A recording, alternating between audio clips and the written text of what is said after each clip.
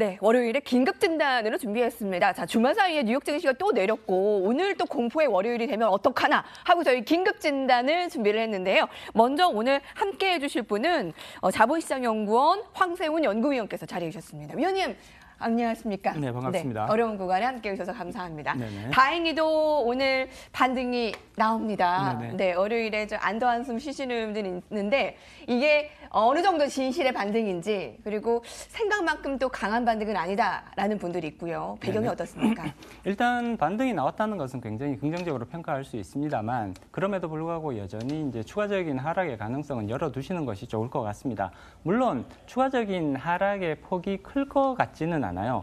지금 현재 이제 추가적인 하락의 폭이 크진 않을 것이다? 네네, 그렇습니다. 예. 예, 지금 만약에 하락이 추가적으로 나온다고 네. 하더라도 그 예. 하락의 폭이 지금 2,600부터 시작해서 계속 하락이 이어져 오고 있는데 거의 이제 600에 가까운 지금 예. 하락폭이 나타나고 있단 네. 말이에요. 이미 거의 이제 바닥에 근접했다라는 것이 이제 대체로 시장의 공감대인 것 같습니다. 그리고 개인적으로 이런 부분들을 조금 평가를 해봐도 이제 하락이 나타날 수 있는 이유들은 여러 가지가 존재를 하죠. 그리고 가장 중요한 부분은 뭐니 해도 역시 이제 경기 하락에 대한 우려라고 볼 수가 있습니다. 지금 우리나라 경기, 이제 미국 경기부터 이제 조금 점검해 볼 필요성이 있을 것 같은데 미국 경기도 올해가 정점일 가능성이 상당히 높다. 그리고 내년부터는 이러한 정점을 치고 서서히 하락하는 추세로 이제 반전할 가능성이 높다라는 것들이 예. 나타나고 있고요.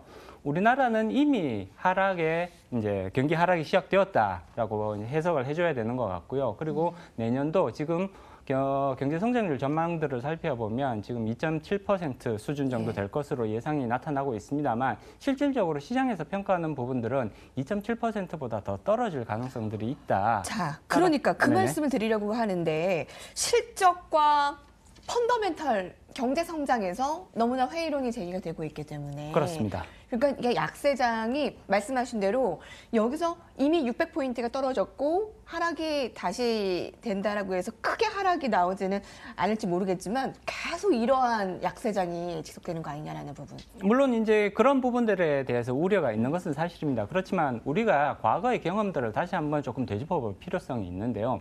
사실 코스피가 2017년도에 박스권을 깨기는 했습니다만 실질적으로 2012년부터 2016년까지 굉장히 장기간 박스권에 갇혀 있었단 말이에요. 그때 기업 실적들 그리고 그때의 하단과 한번 비교를 해볼 필요성이 있다는 거죠. 지금 이전에 박스권에 갇혀 있었을 때 코스피는 1,800 근처가 박스권 하단이었고요. 그리고 박스권 상단은 2,200 근처였습니다. 아마 다들 기억들 하실 것 같은데, 근데 그때 우리 이제 기업 실적들을 살펴보면 현재의 물론 내년도에 우리가 조금 더 그 경기 침체의 폭이 더 클 것이라는 예상이 나오는 것은 사실입니다만 그렇다고 하더라도 우리 기업들의 상장 기업들의 실적이 그때 2012년도에서 2016년도까지 네, 그런 네. 평균적인 기업 실적과 비교를 해봤을 때 분명히 아주 심각하게 나쁜 수준으로 떨어질 가능성은 대단히 낮다라고 평가를 해볼 수가 있습니다. 주식시장이라는 것이 결국은 기업의 실적이 가장 중요하다는 것을 감안을 한다면 우리 기업들의 내년도 실적, 올해 실적 예. 플러스 내년도 실적이 예. 이전에 그런 박스권에 갇혀 있었을 때의 실적과 비교를 해봤을 때 네. 특별히 더 나빠질 가능성은 오히려 높지가 않다. 내년도에 경제 성장률이 둔화된다고 하더라도 2.5% 정도는 충분히 유지할 가능성이 높다라고 예. 볼 수 있습니다. 그렇기 때문에 하락이 나타난다고 하더라도 1900 근처면 이미 이제 거의 마지막 하단이 될 가능성이 상당히 높아 그렇군요. 보인다. 그렇기 때문에 지금 추가적인 가능은 충분히 염두에 두실 필요성이 있습니다. 그렇지만 추가적인 하락의 폭은 굉장히 크지는 않을 것 같아요. 지금까지 하락폭과 비교를 해봤을 때 예. 크지 않을 걸로 예상을 해볼 수 있습니다. 그럼 반등의 폭은 어떻게 볼 수 있을까요? 그 하락이 시작된 사실 그 빌미가 미중 무역 네네, 그렇습니다. 전쟁이었잖아요. 그래서 이제 미국의 중간 선거가 키가 될 것이다라고 얘기를 하는데요. 향후 무역 전쟁의 향방. 그러니까 이게 1차 분수령이 과연 11월에 중간 선거 대기한 부분이 1차 트리거가 될 수 있을까라는 부분에 대해서. 그 부분에 대해서는 저는 약간은 좀 비관적인 생각을 가지고 있고요. 네. 11월 중간선거 전후로 해서 미중 관계에 다소간의 변화가 나타날 가능성이 높다라는 예측들이 시장에서 제기가 되고 있습니다. 그렇지만 개인적으로 이 미국과 중국 간의 무역 전쟁을 평가를 해보면 이것은 본질적으로 굉장히 장기전의 요소를 많이 가지고 있다라고 판단을 하고 있습니다. 이게 마치 따라서 분수령이 되거나 그렇진 않을 것이다. 그렇습니다. 예. 지금 미국과 중국 간의 무역 전쟁은 사실은 글로벌 G1과 G2, 그러니까 글로벌 양대축을 이루는 경제 대국 간의 지금 이제 무역 전쟁 상황인 것이거든요. 그리고 이 전쟁에서의 승자는 향후 10년간 내지는 15년간 그 경제권에 있어서 굉장히 주도권을 가질 가능성이 높습니다. 그렇기 때문에 이러한 굉장히 의미가 큰 그리고 거기에 따른 이권이 이해관계가 굉장히 큰 전쟁인 것이기 때문에 사실상 단기간에 그 승자와 패자가 결정되기는 상당히 어려울 수밖에 없다라고 해석을 해봐야 되는 것이고요. 사실 그 타격은 중국이 더 받았습니다. 사실 그 두 나라가 다 아마 후회를 하고 있을 것이다라는 분석도 있어요. 일각에서는. 그러니까 물론 이게 미국도, 경제 전쟁이기 때문에 한쪽이 일방적인 이익 내지는 다른 쪽이 일방적인 손해를 보는 그러한 양상으로 흘러가기는 대단히 어려운 것이고요. 양쪽 다 지대한 소모전을 계속할 수밖에 없는 그런 상황인 것이죠. 물론 현재까지 상황을 보면 미국은 일방적으로 무역 적자를 보고 있는 국가고요. 중국은 일방적으로 무역 흑자를 보고 있는 국가이기 때문에 현재까지의 모습은 당연히 미국이 훨씬 더 주도권을 가지고 있는, 그리고 향후에도 사실은 미국이 계속해서 주도권을 유지할 가능성을 높게 볼 수밖에 없습니다. 그렇다고는 하지만 이것이 단기간 안에 극적인 타결을 가져온다거나 이런 방식으로 해결될 가능성은 상대적으로 떨어진다고 봐야 되는 것이고요. 오히려 굉장히 장기적인 최소한 2, 3년 이상 지속될 수 있는 그런 요소들을 많이 가지고 있기 때문에 단기간 안에 이런 것들이 해결될 것이라고 기대하는 것보다는 오히려 훨씬 더 긴 안목에서 평가를 해주는 그런 자세가 필요해 보입니다. 미국의 입장에서는 이 정도로 나가면 중국이 좀 고개를 숙이지 않을까 했는데 중국이 고개를 숙이지 않고 이렇게 분위기가 경기 침체 쪽으로 가서 결국에는 경기 지금 부양책에 카드를 쓰게 됐잖아요. 그 사중전에 대한 중국의 그 기대감은 한 어느 정도인가요?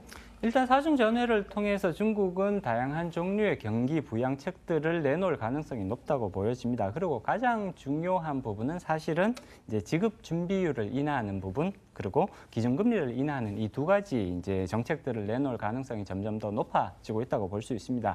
물론 다양한 종류의 경기 부양책 그리고 증시 부양책들을 사중전회를 통해서 이렇게 발표할 가능성은 높습니다만 그 다양한 정책들 중에서 가장 핵심적인 부분은 결국은 지급 준비율의 인하와 그다음에 기준금리의 인하라고 봐야 되는 것이거든요.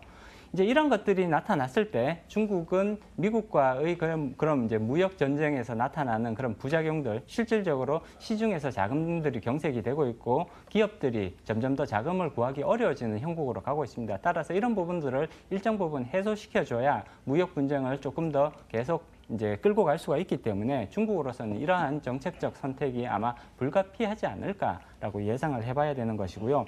그럼에도 불구하고 중국이 지금 상당히 수세에 몰려 있는 것은 사실입니다. 쉽게 포기하지는 않겠지만 이러한 정책적 대응을 한다고 해서 이제 중국의 그런 수세적 상황 입장이 크게 바뀌기는 어렵지 않을까라고 예상해 볼 수 있습니다. 위원님, 그럼 미국에서는 금리 인상에 대한 일단 총알을 쐈기 때문에 시작이 했기 때문에 앞으로의 금리 인상 속도는 저희가 어떻게 예상을 하고 있으면 될까요?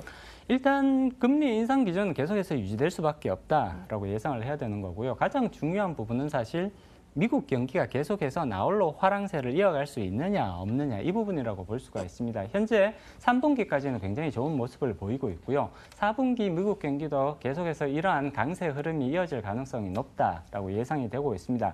문제는 이제 내년도에 미국 경기가 계속해서 이런 나홀로 화랑세를 이어갈 수 있느냐 없느냐의 여부인데요. 만약에 계속해서 강한 모습을 보이게 된다거나 혹은 약간의 하락 기미가 보인다 하더라도 그 하락의 추세가 강하지 않는다면 미국은 계속해서 기준금리를 인상해 갈 가능성이 높다. 다만 이제 지난주 그러니까 10월 들어서 사실은 글로벌 증시가 굉장히 큰 조정을 맞고 있고요. 미국 증시도 사실은 여기에서 예외는 아닙니다. 예. 떨어지는 폭이 다른 이제 증시, 다른 국가의 증시들에 비해서 조금 더 작은 것은 사실입니다만 계속해서 미국 증시도 떨어지고 있는 것이 사실이거든요. 따라서 이러한 미국의 증시가 계속해서 하락의 모습을 이어간다면 이것은 결국은 페드, 그러니까 미국 연준이 기준금리 인상 속도를 재조정하게 만드는 중요한 요소로 작용할 가능성이 높다.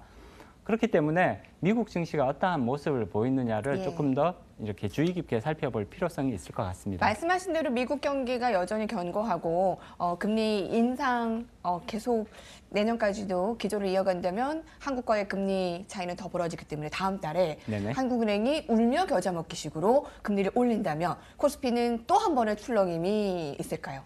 일단 시장은 이미 한국은행의 기준금리 인상 가능성을 상당 수준으로 반영을 하고 이미 있습니다. 반영이 되었다. 이미 그 공포를. 반영을 하고 있습니다. 네. 한국은행에서는 굉장히 인상에 대한 시그널 그리고 소수 의견이기는 하지만 인상에 대한 그 필요성을 주장하는 의견들이 지금 확대되고 있는 추세에 있거든요. 그렇기 때문에 시장에서는 이미 한국은행의 11월 기준금리 인상 가능성을 상당히 높은 가능성으로 반영을 하고 있고요. 그렇기 때문에 한국은행이 11월 달에 실질적으로 기준금리를 인상한다 하더라도 이것이 코스피 시장에 있어서 큰 충격으로 받아들여지기는 어려울 것 같다. 오히려 이제 지금 굉장히 우려되는 부분이 한미 간의 금리 격차가 계속해서 확대되는 부분입니다. 이렇게 되면 결국은 외국인들이 자금을 빼갈 압력이 커지는 거기 때문에 이런 부분들에 대한 우려가 오히려 더 큰 것이거든요. 이런 우려를 일정 부분 해소하면서 오히려 시장 안정화에는 긍정적인 역할을 할 수도 있다.